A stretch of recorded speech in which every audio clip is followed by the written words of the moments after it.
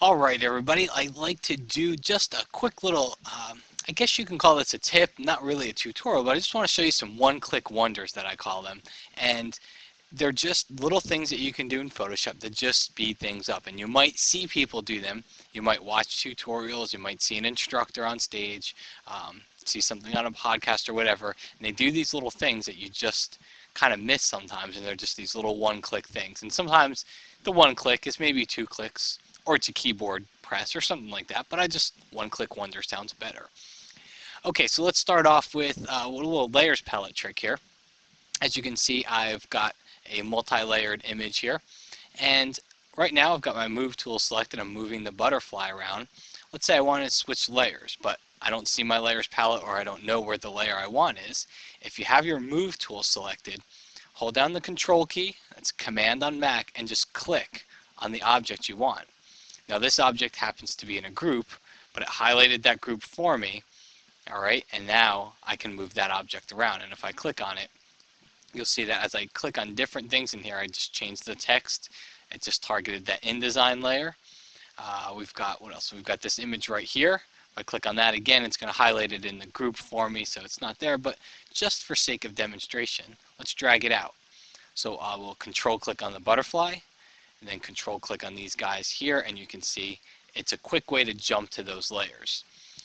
Now, if you're using Windows, a little trick for you here is just double click on that background and it opens up the open dialog.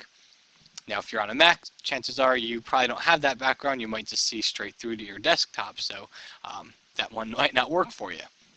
A couple other things here, little one-click things. If you have a brush selected, let's go to the brush tool, and you want to see a context-sensitive menu of your brushes. You don't want to always go up here. Just right-click on the canvas. If you're a Mac user, you can control click on the canvas, and that'll open up this little context sensitive menu. One thing you'll notice is that works with all the other different tools here. So we have our shape tool. I can click, I get blending options.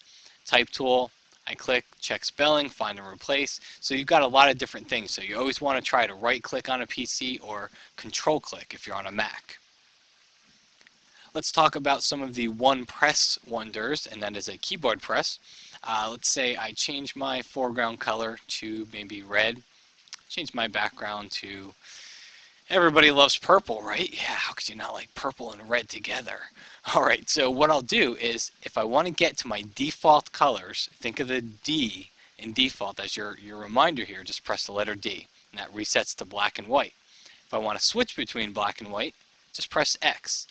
Now that doesn't just work for black and white. If I had other colors here, pressing the X key just swaps your foreground and your background colors.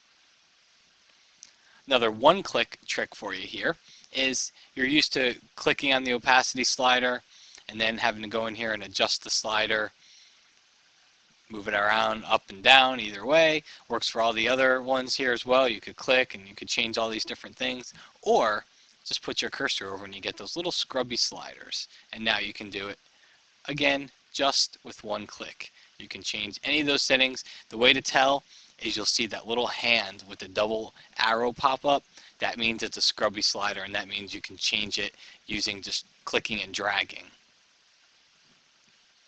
Another one-click trick for you here is if you have Photoshop open, you see this little palette up here, that opens up the character palette. All right, so, and it also keeps the paragraph palette right with it, but it's one-click way to get to the character palette. You don't have to try to remember what the setting is. But take a look up here, see what happens. That's my character palette. Watch what happens when I change to the brush tool.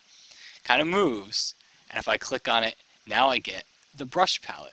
So again, just those little one-click ways to get to things that we might use all the time, and it tends to change depending on what tool that you're using here.